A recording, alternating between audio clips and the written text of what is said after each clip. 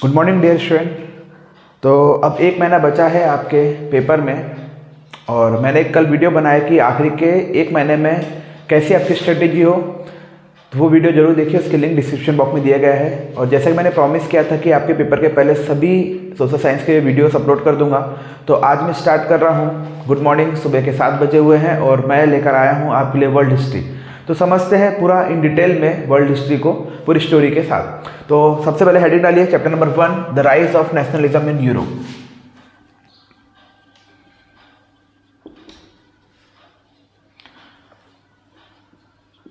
Rise of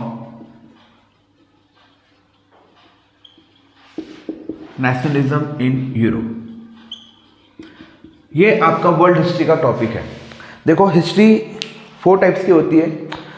history का मतलब actually होता क्या है? हिस्ट्री का मतलब होता है आपकी जो भी पास्ट इवेंट्स है। हिस्ट्री का मतलब क्या होता है? जो भी आपके पास्ट इवेंट्स है, सीरीज है, उन सब का कोलैप्स एक साथ करना।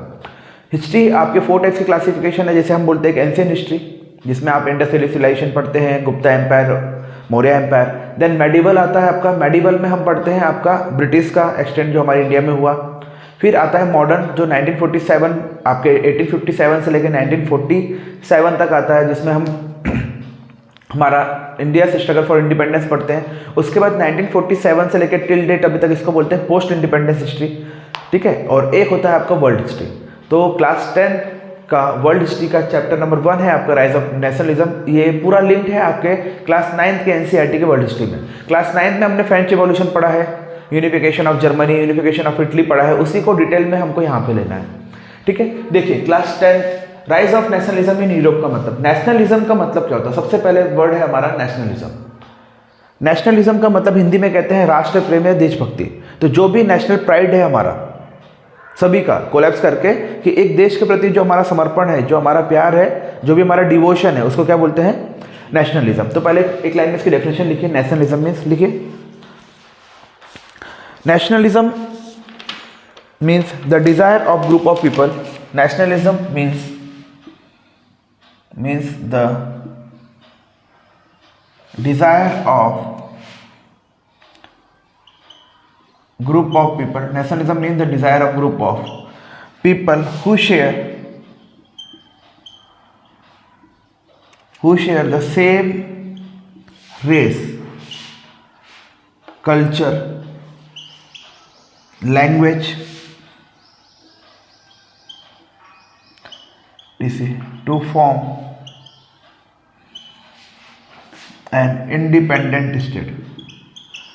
form an independent state, or country, ठीक है। देखिए, इस वर्ड में डेफिनेशन को समझते हैं। Nationalism means the desire of group of people who share the same race, culture, language, etc. to form an independent state or country. Race का मतलब क्या होता है?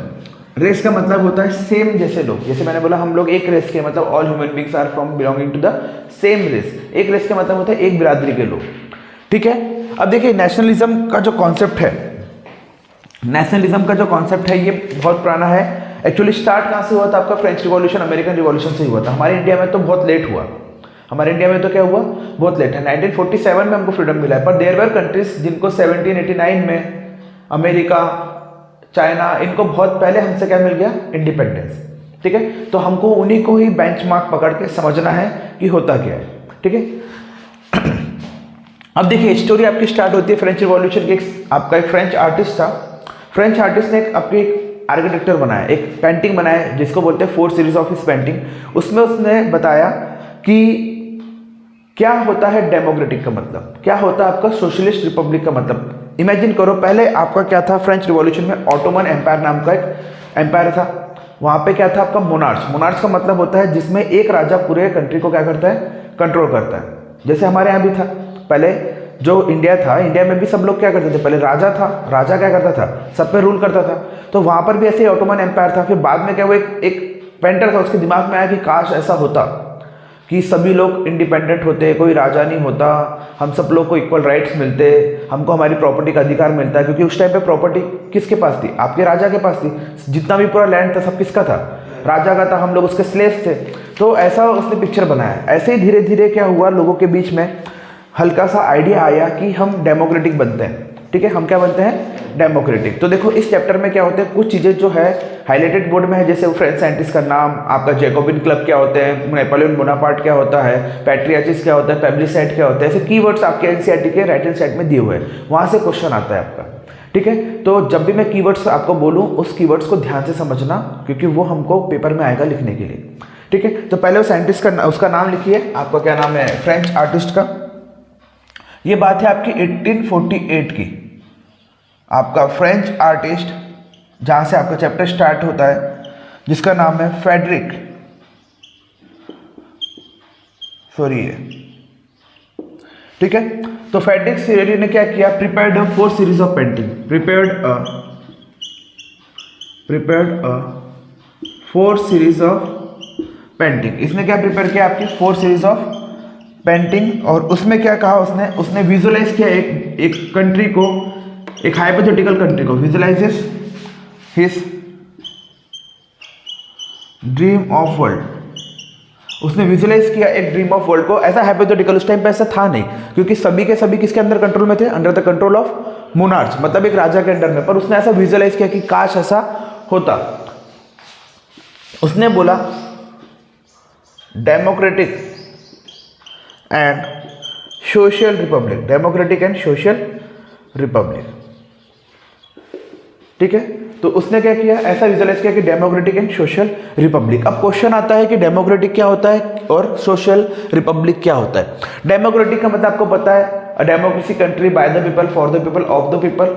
ये स्टेटमेंट आपको पता है, किसने कहा था, अब्राहम लिंकन, जो फेमस आपके प्रेसिडेंट थे, कहाँ के, अमेरिका के। तो ये वाला जो होता है डेमोक्रेटिक का मतलब क्या होता है, ऐसा गवर्नमेंट जो किसके लिए है, बाय द पीपल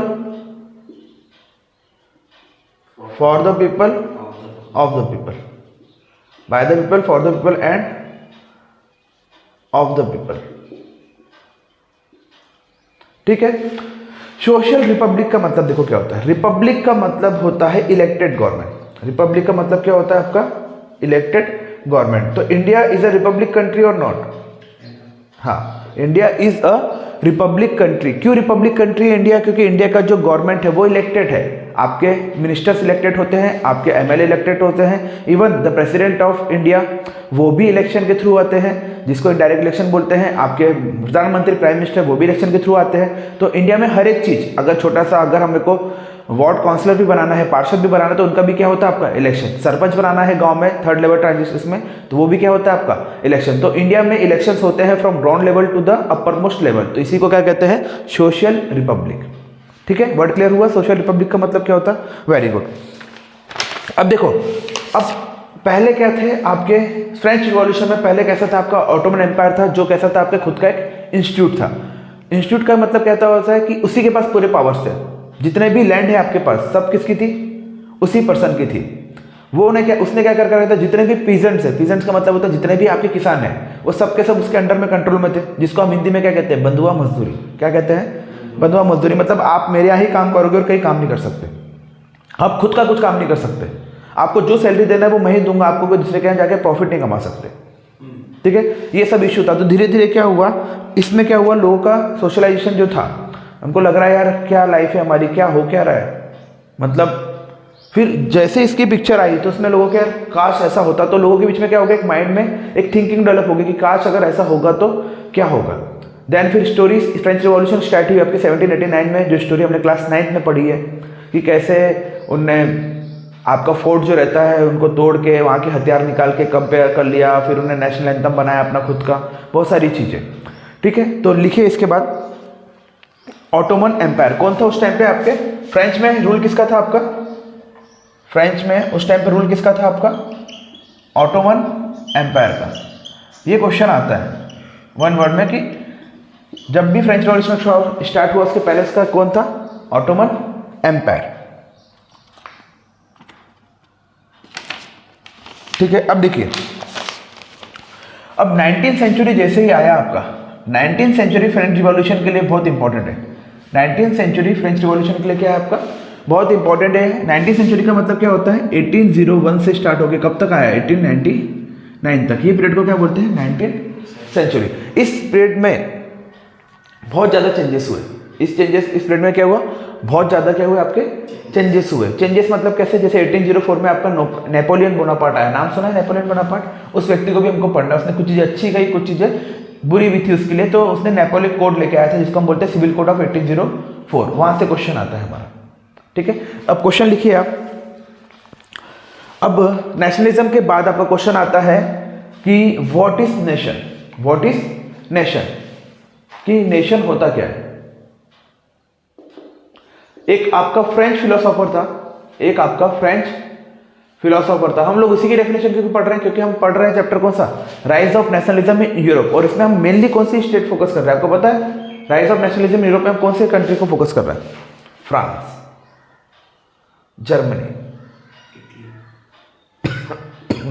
स्विट्जरलैंड, ठीक है, इटली, ऐसी कंट्रीज को हम क्या कर रहे हैं, फोकस कर रहे हैं। तो आपका नेशन का मतलब क्या होता है? नेशन एक फ्रेंच फिलोसोफर था जिसका नाम था अर्नेस्ट रैमन। क्या नाम था?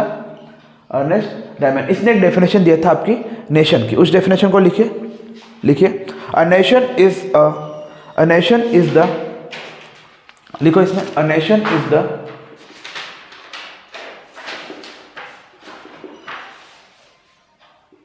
nation is the culmination of a long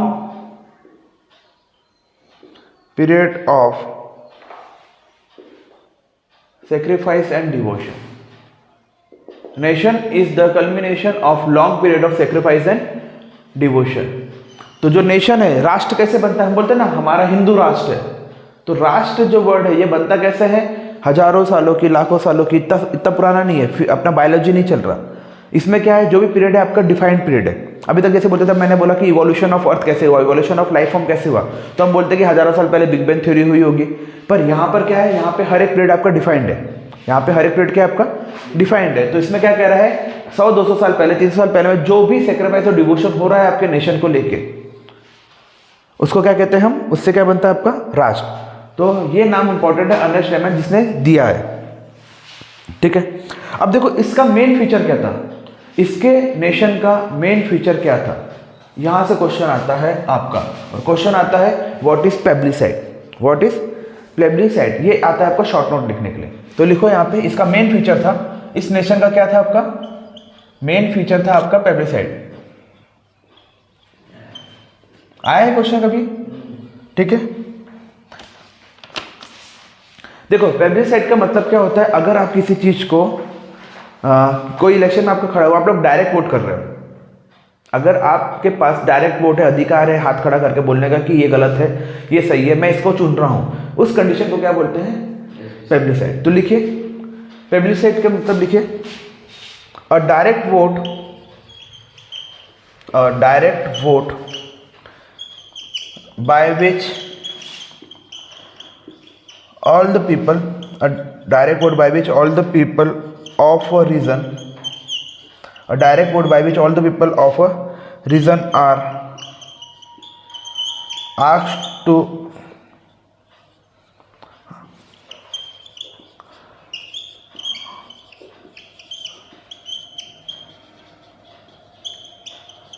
ठीक है।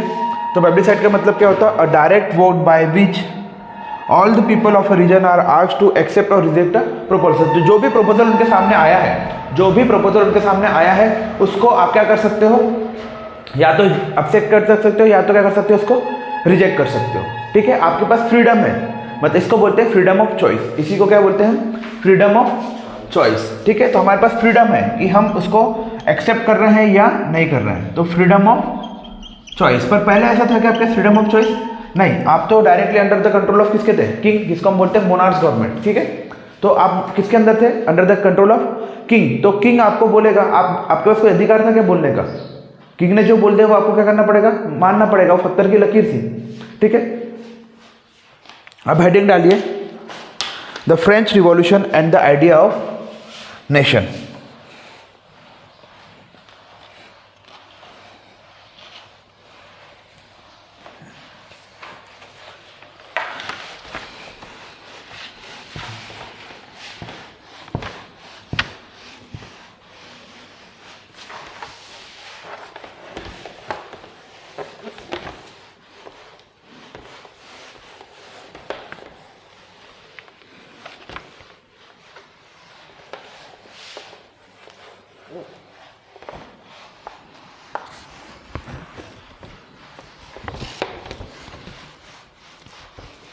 ठीक है, हेडिंग डालिए द फ्रेंच रिवॉल्यूशन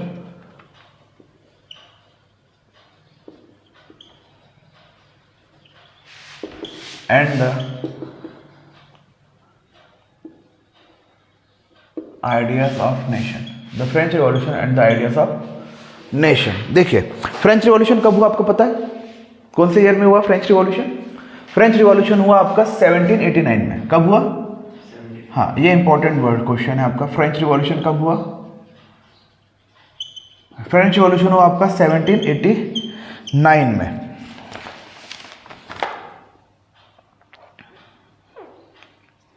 ठीक है, इसके पहले कैसा था आपका French revolution? Absolute monarch. Absolute monarch का मतलब होता है इसके पहले आपका राजाशाही था। फिर क्या हुआ? एब्सोल्यूट मोनार्च के बाद फिर क्या हुआ? चेंज्ड हुआ आपका पूरा फिनोमिना। क्या हो गया यहाँ पे? Changed from monarch to a body of French citizen. तो इनिशियली क्या हुआ? फ्रेंच रिवॉल्यूशन आपका 1789 में हुआ।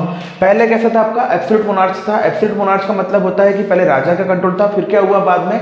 Change from monarch to the body of French citizen. अब इसमें किसका अधिकार चलने लगा? आपका फ्रेंच सिटीजन का। इसका डिटेल इतना नहीं है क्योंकि क्लास 9th में दे चुका है आपका।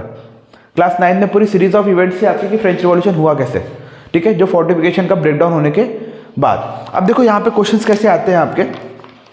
फ्रेंच जो वर्ड है, फ्रेंच में एक्चुअली कौन सी भाषा बोली जाती है अपनी? फ्रेंच एक्चुअली क्या है? फ्रांस की एक भाषा है। फ्रेंच एक्चुअली क्या है? फ्रांस की भाषा। तो यहाँ पे दो वर्ड बहुत फेमस थे जिसने फ्रेंच रिवॉल्यूशन में भी इंपॉर्टेंट रोल प्ले किया। एक क्वेश्चन आता है, what are the outcomes of the French revolution? What are the outcomes of the French revolution? तो अपन ने पढ़ा है इक्वलिटी, राइट टू इक्वलिटी। ठीक है, तो ये क्वेश्चन भी पूछते हैं कि what are the outcomes of the French revolution. अब देखो फ्रेंच रिवॉल्यूशन में दो वर्ड बहुत इंपॉर्टेंट आए जिसका नाम था एक ला पैट्री एंड ली सिटोयन। ला पैट्री का मतलब था फादरलैंड। ला पैट्री का मतलब क्या था आपका? फादरलैंड। और ली सिटोयन का मतलब होता है द सिटीजन, द सिटीजन। ठीक है, ये दोनों वर्ड। ला पैट्री का मतलब होता है फादरलैंड, मतलब ये जो है ये हमारे पिता की लैंड है। पिता की लैंड मतलब हमारी लैंड है। अपन कैसे बोलते हैं? फादर की राइट्स मतलब फादर की जो भी प्रॉपर्टी है वो किसकी प्रॉपर्टी है? हमारी है। तो उन्हें भी सेम ऐसे ही बोला। और सभी किसके लिए? द सिटीजन के लिए। तो ये दोनों के दोनों वर्ड ने लोगों को क्या करना चालू किया? Unite. Notions of United community, notions of United community enjoying equal rights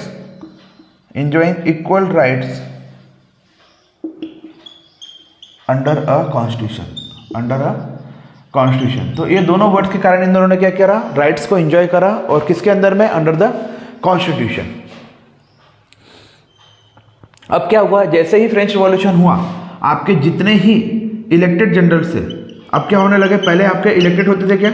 नहीं, पर अब जनरल्स क्या होने लगे? आपके इलेक्टेड होने लगे। फिर क्या होने लगे? आपके हाइम्स बनने लगे। हाइम्स मतलब होते हैं नारे जो बनते हैं ना आपके, हाइम्स बनने लगे। हाइम्स मतलब क्या होता है? आपके नारे। इसके बाद फिर क्या बनने लगा? आपका नेशनल एंथम बन गया। क्या बना आपका? नेशनल एंथम बन गया। नेशनल एंथम बनने के बाद फिर क्या हुआ? आपका फर्स्ट ट्राई कलर फ्लैग। तो इसका क्वेश्चन देखो, ऐसा लिखो, क्वेश्चन के फॉर्म में ऐसा लिखो, what are the major changes during French revolution. Question लिखो, what are the major changes during French revolution. ठीक है, इसको लिखने के पहले लिखो, इसको मैं लिखवाता हूँ। लिखो question, what are the changes during French revolution. What are the changes during French revolution. मतलब जैसे ही फ्रेंच रिवॉल्यूशन आया उसके बाद क्या चेंजेस हुए आपके, वो हमको पढ़ना है। ठीक है, तो सबसे पहले अपन ने क्या पढ़ा कि यहाँ पर सबसे पहले आपको इक्वल राइट्स मिल गए। क्या मिले? Equal rights. फिर है आपका आया पहले ट्राई कलर फ्लैग। कैसा आया? ट्राई कलर का फ्लैग। देखो फ्लैग कैसा था इनका, इस टाइप का ऐसा कुछ फ्लैग था जिसमें 3 पार्ट्स थे। पहला वाला जो पार्ट था ये आपका डीप नेवी ब्लू कलर का था। कैसा? Deep navy blue. दूसरा वाला आपका व्हाइट था एंड थर्ड वाला आपका कैसा था? रेड। तो फर्स्ट ट्राई कलर फ्लैग। अब फिर तीसरा क्या हुआ आपका? ये इलेक्टेड जनरल्स। यहाँ के जनरल्स कैसे हुए आपके? Elected general. अब इलेक्शन स्टार्ट हो गया हर एक चीज़ के लिए। क्या हो गया? इलेक्शन क्या हो गया आपका स्टार्ट, इलेक्टेड जनरल्स और इलेक्शन टू द, ठीक है। फिर क्या हुआ, आपके हाइम्स बनना चालू हो गए। हाइम्स मतलब क्या होता है आपके नारे, हाइम्स मतलब क्या होता है नारे। आपका क्या आने लगा, नेशनल एंथम भी आने लगा, नेशनल एंथम। नेशनल एंथम के बाद फिर क्या होता है, किसी भी कंट्री का जब कोई कंट्री बनती है इंडिपेंडेंट, तो क्या होता है उसकी खुद की एक कॉमन लैंग्वेज होती है। क्या होता है, उसकी खुद की एक कॉमन लैंग्वेज। Very good. तो उनकी कौन सी लैंग्वेज बनी आपकी, फ्रेंच, उनकी नेशनल लैंग्वेज बनी। फ्रेंच उनकी क्या बनी, नेशनल लैंग्वेज बनी। और फिर उसके बाद क्या चेंजेस हुए, सेंट्रल एडमिनिस्ट्रेटिव सिस्टम आया आपका, सेंट्रल एडमिनिस्ट्रेटिव सिस्टम कि अब जो इलेक्शन होगा और जो सेंट्रल में बैठा होगा वो क्या करेगा, आपको एडमिनिस्ट्रेट करेगा, सेंट्रल एडमिनिस्ट्रेटिव सिस्टम। इसी में हमको पढ़ना है नेपोलियन बोनापार्ट के बारे में। सेंट्रल एडमिनिस्ट्रेटिव सिस्टम के बाद फिर क्या है आपका, uniform system of weight and measure, uniform system of weight and measure, मतलब सभी को समान अधिकार, all are equal before the law. और जो फ्रेंच आर्मी थी आपकी,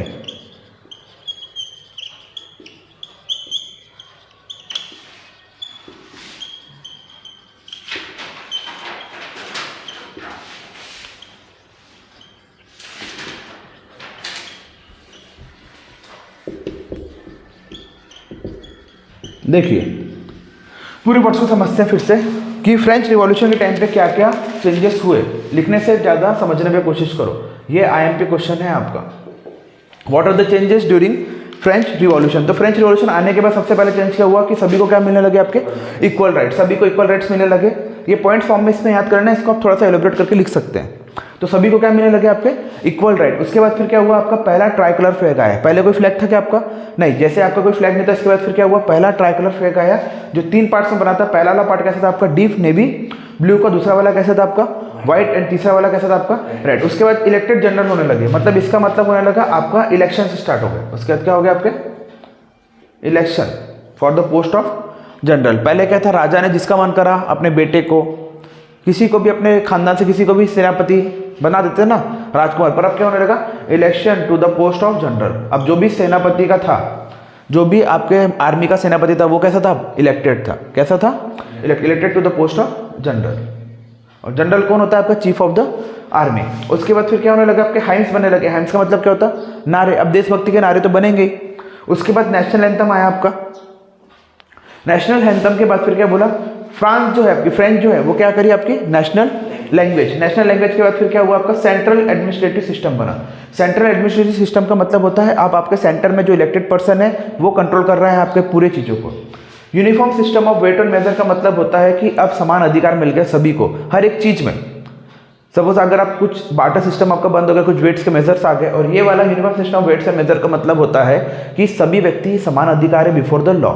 इसको कहते हैं रूल ऑफ लॉ। अगर आप कोई व्यक्ति अमीर है या कोई व्यक्ति गरीब है, जिनने क्राइम किया है तो एक जैसे क्राइम में एक जैसी सजा मिलेगी, चाहे वो गरीब हो या अमीर हो। सपोज अगर आपने किसी को मार दिया, चाहे गरीब ने किसी को मार दिया या अमीर ने, कोई राजा ने किसी को मार दिया, अब दोनों के लिए कोर्ट में सजा क्या होगी, सेम। इसी को क्या बोलते हैं, आपका uniform system of weight and measure. फिर दूसरा है आपका French Revolution. French army spread the world about the French Revolution and philosophy. तो अब क्या हुआ, फ्रांस वाले ने क्या करा, आपके रिवॉल्यूशन के बारे में क्या करना, स्प्रेड करना चालू कर दिया आपके फ्रेंच रिवॉल्यूशन ने।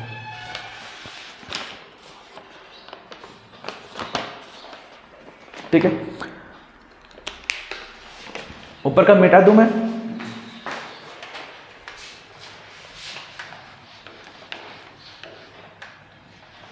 ये पॉइंट को नोट डाउन करने के बाद फिर दूसरा आईएमपी क्वेश्चन पढ़ते हैं।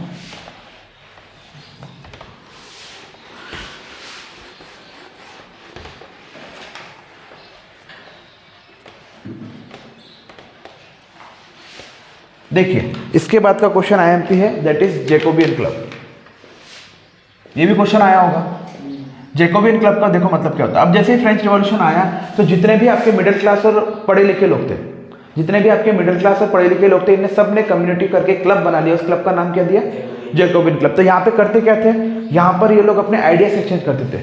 अब तो इंडिपेंडेंट तो हो ही गए थे, राइट टू इक्वलिटी थी उनकी, तो उनने क्या करा, अपने आइडियाज एक्सचेंज करने लगे कि क्या करना है। और जब भी इक्वल माइंडेड लोग साथ में बैठते हैं तो कोई एक अच्छा आउटपुट निकल के आता है। क्या निकल के आता है? अच्छा आउटपुट। तो क्वेश्चन आता है व्हाट इज जैकोबियन क्लब। तो जैकोबियन क्लब क्या है आपका? इट इज एन इलेक्टेड लिखो इसमें जैकोबियन क्लब में educated middle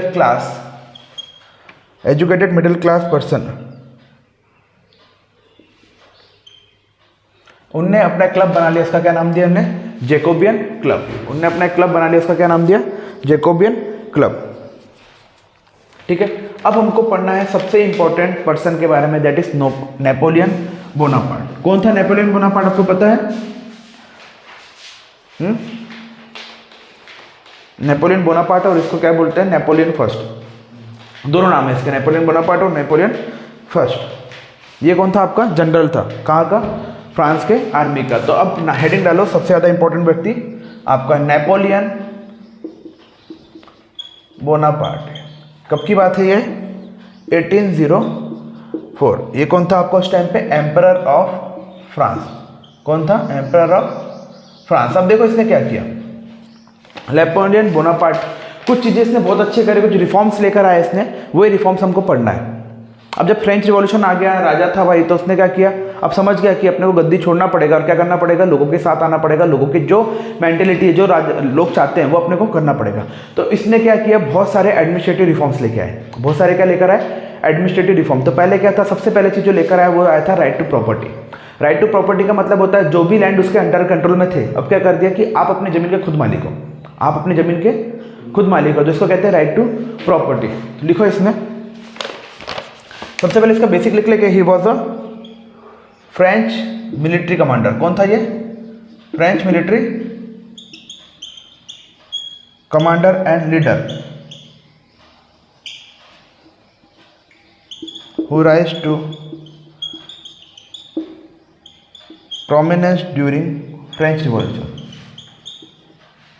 Prominence during French Revolution and led to successful revolution wars. तो कौन था आपका? Napoleon Bonaparte. Napoleon Bonaparte was a French military commander and leader who rise to prominence during the French Revolution led to the successful revolutionary war. जितने भी Wars आपके हुए उन सबको उसने क्या करा? लेड किया, मतलब नेतृत्व किया।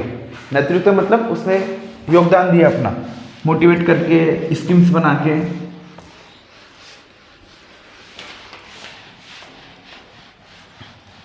ठीक है, अब लिखो इसने क्या किया आपका 1804 में उसने कोड लेकर आया जिसका नाम था द सिविल कोड ऑफ 1804। इसी को दूसरा नाम भी क्या था आपका? Napoleonic code. ठीक है, इसके क्वेश्चन पूछना है, what are the silent features of civil code 1804। Question क्या आता है, what are the silent code of 1804 और नेपोलियनिक कोड। तो इसका देखो सबसे पहले इसने क्या किया, abolished feudal system. Abolished feudal system. Feudal system का मतलब क्या होता है? Right to property, right to property to all, right to property to all. फिर क्या किया इसने? Freed peasant. पीजेंट जितने भी आपके पर्सन थे, जितने भी आपके कौन थे? Army. Freedom from serfdom. इसको क्या बोलते हैं हम? बंधुआ मजदूरी। तो जितने भी आपके पीजेंट थे राजा के कंट्रोल में, सबको क्या कर दिया इसने? फ्री कर दिया।